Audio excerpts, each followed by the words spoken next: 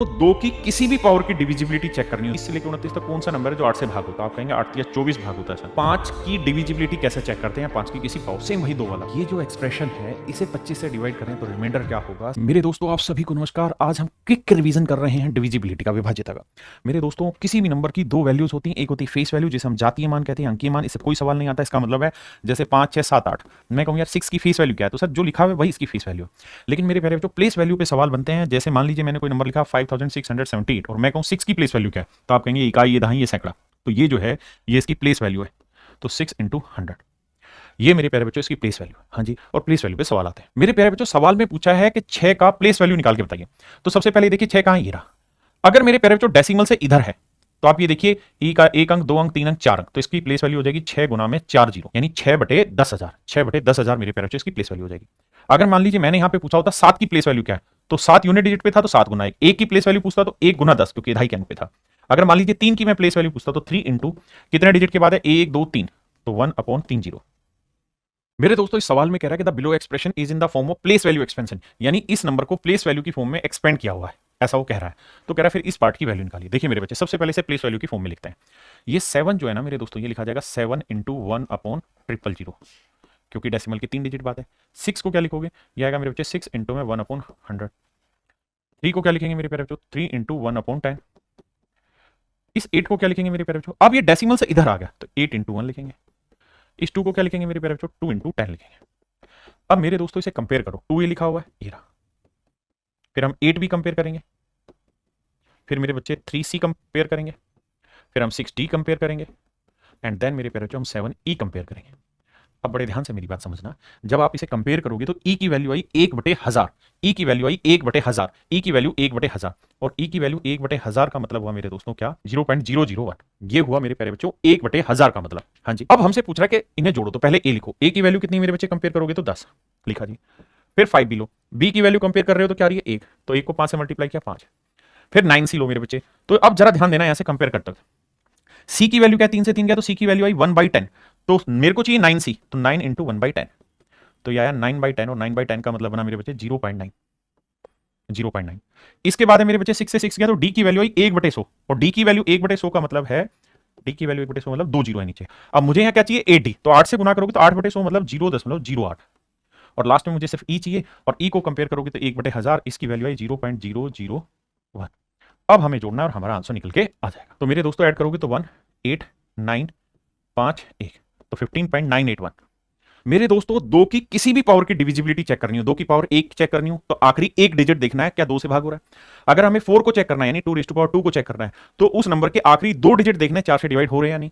अगर 8 को भाग देना है तो यानी 2 तो मेरे बच्चे लास्ट 3 अंक हमें चेक करने 8 से भाग होगा या नहीं। इसी तरीके से मेरे प्यारे बच्चों अगर किसी क्वेश्चन में 2n है तो इसकी डिविजिबिलिटी होगी लास्ट के n डिजिट चेक करके देखो 2 की पावर n से डिवाइड हो रहे हैं या नहीं। मेरे दोस्तों एक सवाल है कि इसे 8 से डिवाइड करें तो n की क्या वैल्यू होनी चाहिए।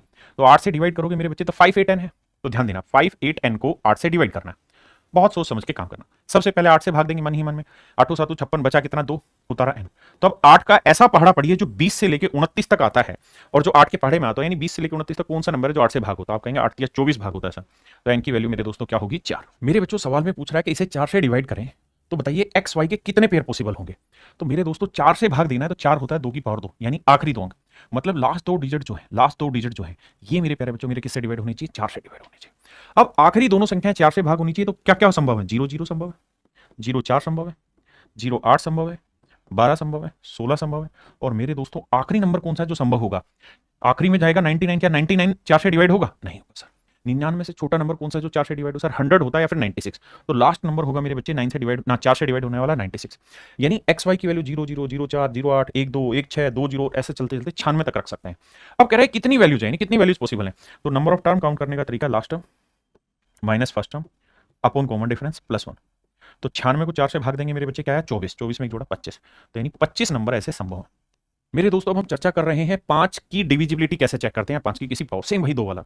कि आखिरी एक अंक अगर 5 से डिवाइड हो गया तो समझिए मेरे प्यारे बच्चों नंबर भी 5 से भाग होगा। 25 से कोई नंबर चेक करें, यानी 5 की पावर 2 मतलब आखिरी दो अंक अगर 5 से 25 से भाग हो गए तो समझो संख्या भी 25 से भाग हो जाएगी। ऐसे ही मेरे प्यारे बच्चों 5 की पावर n की फॉर्म में कोई भी नंबर हो तो अगर आखिरी n अंक 5 की पावर n से भाग हो गए तो समझो संख्या भी 5 की पावर n से भाग हो जाएगी। मेरे दोस्तों सवाल ये है कि ये जो एक्सप्रेशन है इसे 25 से डिवाइड करें तो रिमाइंडर क्या होगा। साथ में ये भी कह रहा है कि x ऐसा नंबर है जो 25 से भाग हो रहा है। तो मेरे बच्चे अगर x 25 से भाग हो रहा है तो जब 25 से इसे डिवाइड करोगे तो मेरे बच्चे यहां से रिमाइंडर 3 बचेगा, यहां रिमाइंडर 6 बचेगा और यहां रिमाइंडर 1 बचेगा। इन्हें गुना कर लेते हैं तो 3 6 18 एकम 18, यानी इस एक्सप्रेशन को 25 से डिवाइड करोगे तो शेषफल होगा 18। मेरे दोस्तों इतना बेहतरीन सवाल है। सवाल में कह रहा है कि यार इस नंबर को जब 25 से डिवाइड करें तो ये एग्जैक्ट डिवाइड हो जाता है। तो बताओ x की क्या वैल्यू सबसे बड़ी रखी जा सकती है, the maximum possible value of x। तो मेरे दोस्तों यहां लिखा है 25, 25 क्या होता है 5 की पावर 2, यानी किसी भी नंबर के आखिरी दो अंक, किसी भी नंबर के अगर आखिरी दो अंक मेरे दोस्तों 25 से भाग हो गए तो समझो वो संख्या भी 25 से भाग हो गई।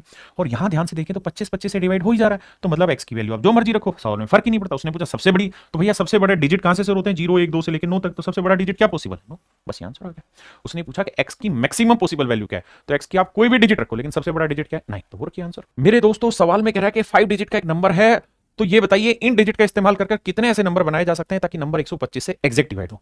सबसे पहले नंबर ये कि 125 होता है 5 की पावर 3, यानी आखिरी 3 अंक अगर 125 से भागोगे तो समझो नंबर भी 125 से डिवाइड हो। आखिरी 3 अंक क्या क्या हो सकते हैं जो 125 से भागो, 0 0 0 हो सकता है, 1 2 5 हो सकता है, हाँ जी सर, 250 हो सकता है, 375 हो सकता है, 500 हो सकता है, 625 हो सकता है, 750 हो सकता है मेरे दोस्तों, 875 हो सकता है, और उसके बाद फिर 1000 हो सकता है। लेकिन 1000 में मेरे दोस्तों 3 जीरो ऑलरेडी आ चुके हैं, वो आप पहले ले चुके हैं।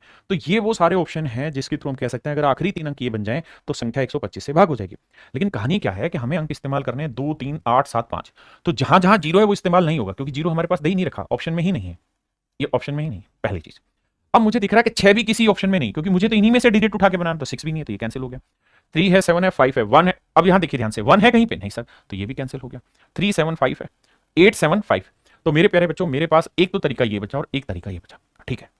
अब अगर मेरे दोस्तों 3 डिजिट में यहां भर दूंगा, 3 डिजिट मैंने भर दिए, 1 2 3, तो अभी मेरे पास कितने डिजिट बचे हुए हैं, 2 डिजिट बचे हुए हैं। तो मेरे भाई 375 आखिरी 3 अंक लेने हैं, तो शुरुआत के 2 अंक मैं कुछ भी ले सकता हूं क्योंकि मेरे पास 3 7 5 ले चुका हूं, तो 2 8 ले चुका हूं। एक बार मैं 2 8 ले लूंगा, अगली बार 8 तो ले लूंगा भाई। एक बार ले लूंगा 28,375, एक बार ले लूंगा 82,375। दोनों ही संख्याएं मेरे प्यारे बच्चों मेरी क्या होंगी, 125 से भाग। तो मेरे भाई 2 ऑप्शन यहां बनेंगे और ऐसे ही 2 ऑप्शन यहां बनेंगे, तो टोटल कुल मिला के 4 पॉसिबल वैल्यूज पॉसिबल है यहां पे, है ना, 4 तरीके संभव। मेरे दोस्तों 3 और 9 की विभाज्यता का सिंपल नियम है, अगर किसी नंबर के सभी अंकों का योग 3 से भाग हो गया तो संख्या 3 से भाग होगी।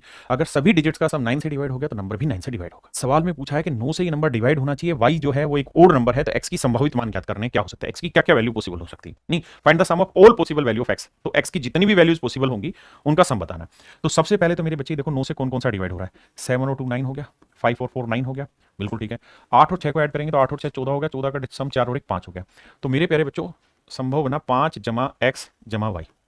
और सवाल में कंडीशन है क्या कि भैया y जो है वो एक ओड नंबर है, y एक ओड डिजिट है। तो ओड डिजिट क्या क्या हो सकते हैं सर, ओड डिजिट हो सकता है सर 1 हो सकता है, 3 हो सकता है, 5 हो सकता है, 7 हो सकता है, 9 हो सकता है। तो y की वैल्यू तो इतनी ही पॉसिबल है। अब मेरे दोस्तों मुझे जोड़ 9 से भाग दिलाना, तो देखो 5 और 1 6, 6 में मैं क्या रखूं कि 9 बन जाए, 3 रखने पे बन जाएगा सर, हाँ जी।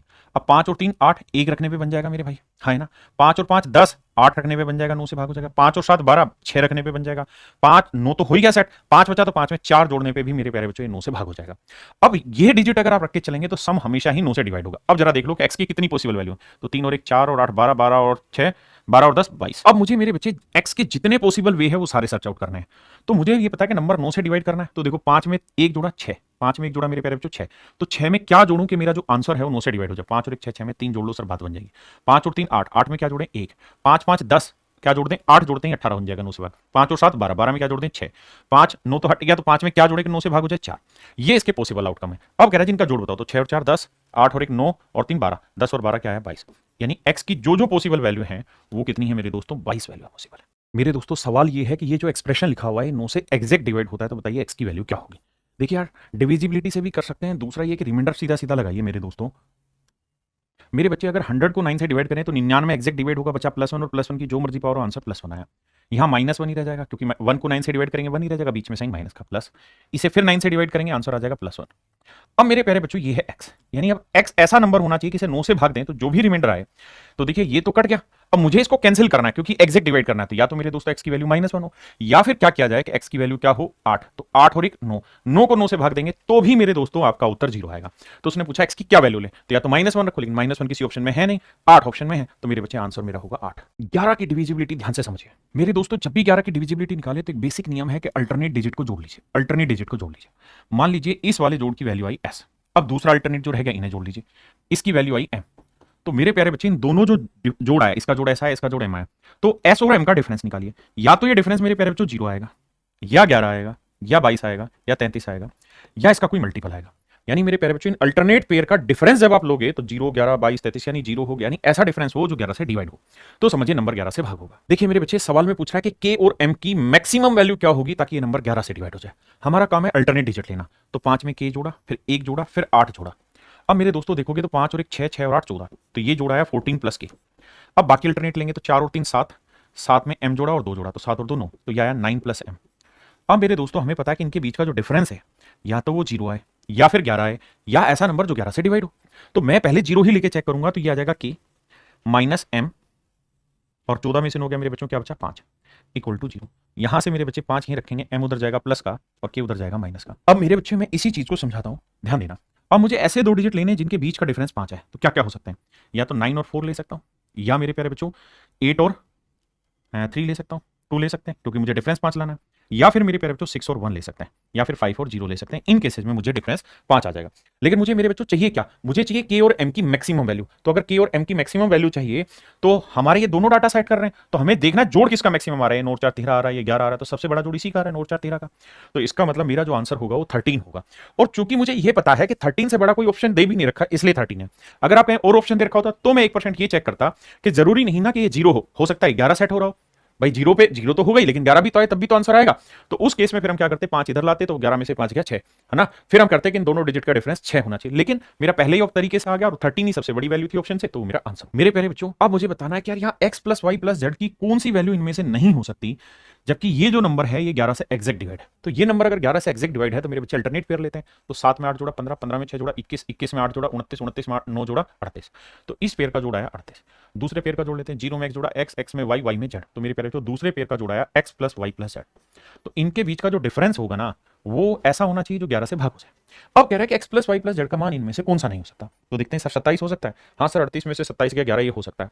16 हो सकता है, हाँ सर 38 में से 16 घटाएंगे 22 ये भी एग्जैक्ट डिवाइड करेगा। 15 हो सकता है सर, 15 अगर हम x plus y plus z का मान 15 लेके चलेंगे तो 8 में 5 गया 3, 3 में गया 2, 23, 23 11 से भाग नहीं होता, यानी ये नहीं होगा। तो सही आंसर ये होगा, बाकी नहीं। तो उसने पूछा ये था कौन सा नहीं हो सकता। अगर हम 5 ले लेंगे तो 38 में 5 गया 33, वो भी 11 से डिवाइड हो जाता। और उसने हमसे पूछा कौन सा मान नहीं हो सकता x plus y plus z का, तो 15 नहीं। मेरे प्यारे बच्चों ऐसे सवाल लगातार पेपर में पूछे जाते हैं जो प्लेस वैल्यू पे डिपेंड होते हैं। यहाँ कह रहा है ABC, तो इसको प्लेस वैल्यू की फॉर्म में लिखेंगे। अब मेरे प्यारे बच्चों अब मेरे दोस्तों हमें ये देखना है कि 100A के आसपास कौन सा नंबर है जो 7 से एग्जैक्ट डिवाइड हो जाए। तो आप कहेंगे 98 एग्जैक्ट डिवाइड होता है। बचा कितना मेरे बच्चे 2A। अब मेरे भाई ये बताओ कि 10B के आसपास कौन सा नंबर है जो 7 से डिवाइड हो जाए, तो 7B। बचा कितना सर 3B। और बचा मेरे प्यारे बच्चों C।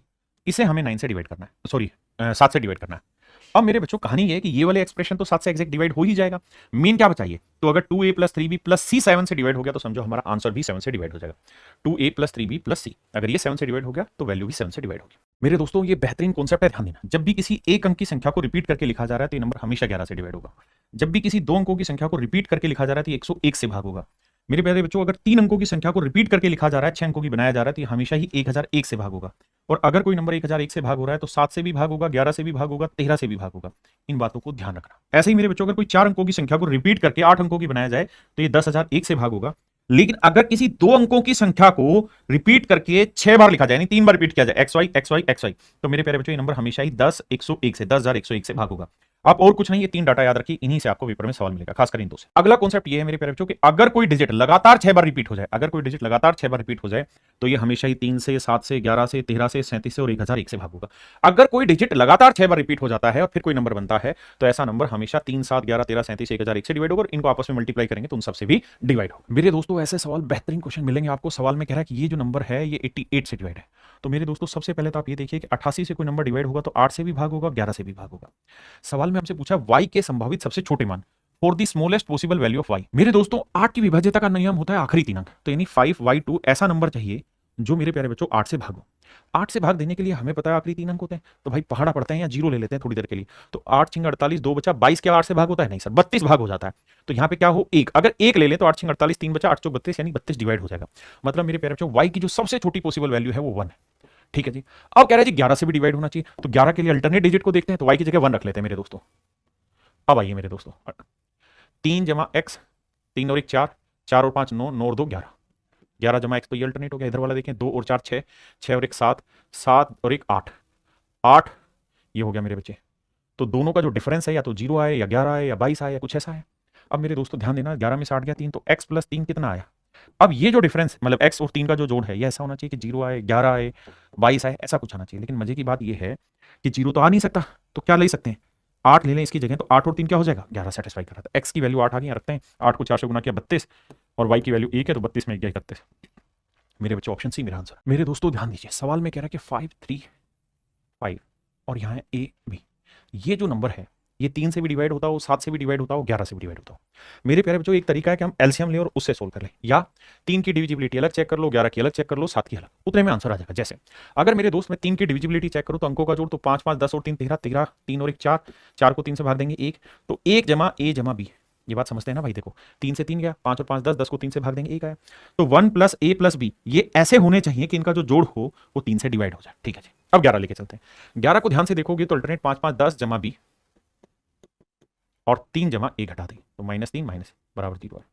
भाई अल्टरनेट पेयर का जो डिफरेंस है वो 0 आए, 11 आए, यानी 11 से डिवाइड होने वाला। तो मेरे बच्चों 10 में 3 गया 7, तो ये 7 यहीं रखो, ये माइनस से इधर ले आओगे प्लस का, और ये b उधर जाएगा माइनस का। मतलब इन दोनों डिजिट का जो डिफरेंस है वो क्या आना चाहिए? 7। तो क्या क्या डिजिट हो सकते हैं सर? एक डिजिट हो सकता है 9 और 2, क्योंकि 9 में से 2 गया 7। एक हो सकता है 8 और 1, बिल्कुल, और तो कोई है नहीं कहानी, क्योंकि डिफरेंस 7 आना है। डिफरेंस क्या आना है मेरे प्यारे बच्चों? 7 आना हो सकता है। हमें डिफरेंस 7 लाना है, तो हम ये कर सकते हैं कि एक ले लेते हैं 7 और एक ले लेते हैं डिफरेंस 0, ये भी तो संभव है। अब मेरे दोस्तों मुझे ये पता चला कि यार a और b की वैल्यू क्या क्या हो सकती है। तो 9 और 2 को जोड़ेंगे तो क्या आएगा? 11, 11 में एक जोड़ा 12, 3 से भाग होगा। 8 और 1 को जोड़ेंगे 9, 9 में एक जोड़ा 10, 3 से भाग होगा नहीं। फिर 7 आया, 7 में 0 जोड़ा 7, 7 और 1 8, 8 3 से भाग होगा नहीं। तो मेरे प्यारे बच्चों ये भाग ही तब होगा जब a और b की वैल्यू 9 और 2 लें। तो इसका मतलब मेरा नंबर आया 53592।